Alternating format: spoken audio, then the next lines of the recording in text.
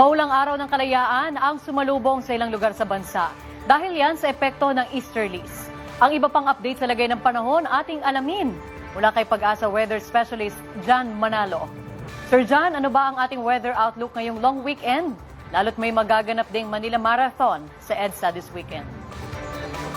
Ating pong outlook, actually yung forecast natin today, mababa lamang yung tsansa ng mga pag-ulan na malalakas na tipong magdudulot ng mga malawakang pagbaha, which is good news po. Pero posible pa rin yung epekto ng mga localized thunderstorms. Ang halimbawa po ng localized thunderstorms ay naranasan natin dito sa Quezon City kanina, na kung saan ay umulan lang po dito sa northeastern part ng Metro Manila, pero sa natitirang bahagi ng Metro Manila, hindi naman po ganun kalakas yung ulan. At yung mga ganitong passing clouds, ito po yung mga posible, pero yung malalakas naman na matagalan, usually ganito po talaga, yung malalakas na pang matagalan ay mababa po yung chance nun.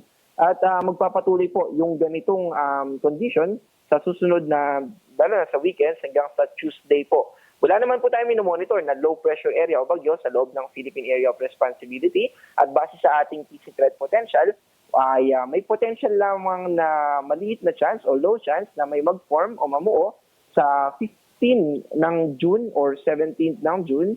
Next week pa naman po ito. At ibig po sabihin nito ay yung mga posibleng maka-apekto lamang sa atin ay mga localized thunderstorms. Ayan po yung ating update mula dito sa DOST Pag-asa. Maraming salamat Pag-asa Weather Specialist John Manalo.